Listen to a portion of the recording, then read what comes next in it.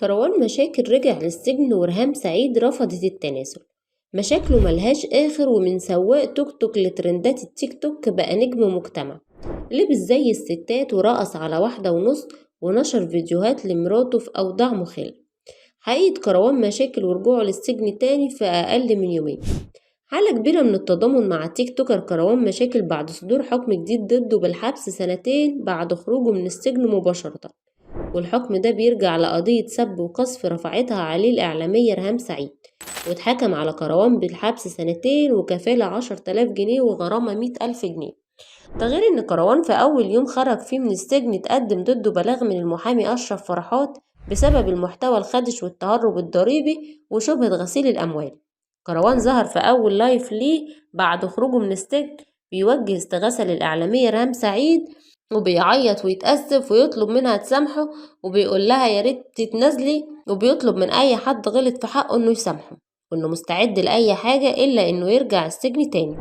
وفي دقايق كروان قدر يعمل جيش من المتعاطفين ونزلت عليه هدايا بالملايين، وكتير طالبوا بإنه يستمر في محتواه وإنه يتم إسقاط التهم دي كلها عنه، غير محامين عرضوا الدفاع عنه بعد ما كروان قال إنه مش معاه أي فلوس يعيش بيها.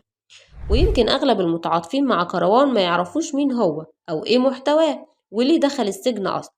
وعشان ما يصعبش عليك كروان مشاكل تعال نقولك حكايته. كروان مشاكل اسم على مسمى، لكن اسمه الحقيقي هو أحمد علي محمد السيد. كان سواق توك توك وبيستعر من المهنة دي وبيزعل لو حد فكره بيها. ساب التوك توك واتجه للتيك توك واليوتيوب، وبدأ بمحتوى بيلبس فيه لبس حريمي ويرقص على 1:30 في مقاطع رقص شرقي جنب أمه اللي بتقف تسقف. وبعد فترة قرر يطور من محتواه ويعلي المشاهدات، فجاب ست قد أمه تطلع معاه في الفيديوهات بصفتها مراته.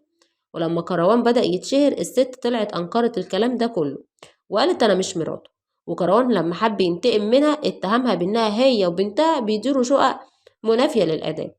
ولما محتوى كروان ومراته باظ قرر يجيب واحدة تانية وهي إنجي حمادة عشان تعمل معاه فيديوهات بمحتوى رومانسي مبتذل وفيها لقطات مش تمام لكروان وهو شبه عريان مع إنجي. والمفاجأة كانت إن إنجي طلعت مذيعة على قناة مغمورة وكان نفسها تتشهر، وكروان ساعدها على الشهرة وخلاها بطلة فيديوهاته.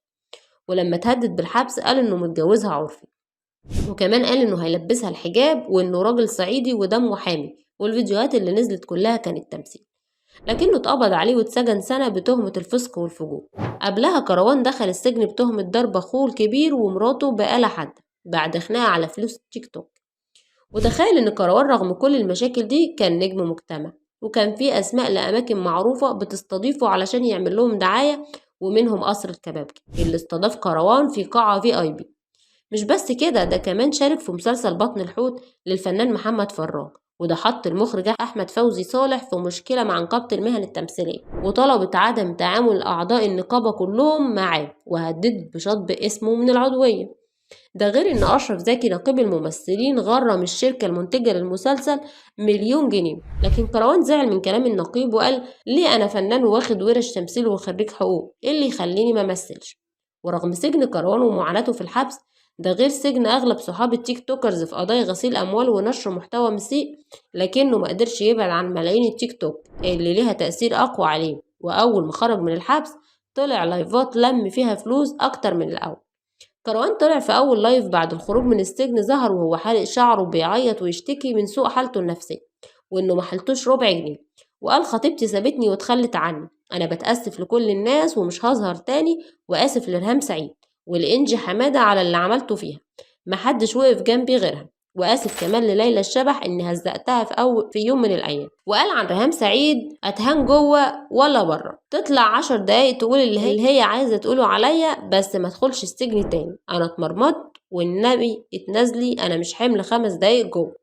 عياط وتوسلات كروان نتيجتها كان رفض رهام سعيد عن التنازل، لكنه لم 2,000,000 جنيه دعم من الناس المتأثرة المتعاطفة معاه، ونزل عليه هدايا زي المطر من متابعينه على تيك توك.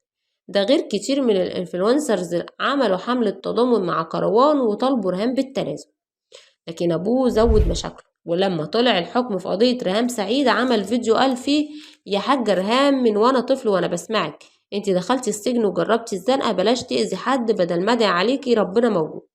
وده طبعا زود غضب ريهام سعيد اللي هددت بإنها تقدم بلاغ في والد كروان، وأصرت إنها مش هتتنازل أبدا، وقالت أنا ما عنديش مشكلة أكون حاجة، ده لقب مشرف، بس اوعى تشبهني بخارجين عن القانون. أنا عمري ما اتحكم عليا ولا كنت مجرمة، أنا واحدة بتحترم القانون وبس. كمان قالت اللي حصل ده كويس علشان الولد يبقى وسط عيلته في الحبس، ما يحسش بأي غربة، الحق بيرجع وبالقانون. وده خلى الناس اللي مصدقة دموع كروان ومتعاطفة معاه تهاجمها وتتهمها بالقسوة، لأنها بتقضي على حياة شاب غلبان. والمنتظر إن كروان مشاكل يرجع للسجن 2 سنين ويدفع كفالة 10,000 جنيه غير الغرامة 100,000 جنيه، تنفيذ لحكم المحكمة الاقتصادية بالقاهرة في تهمة سب وقذف الإعلامية ريهام سعيد. ولحد هنا هي دي كل حكاية كروان مشاكل. أسرار كل يوم، لكل يوم لون، ولكل لون حكاية.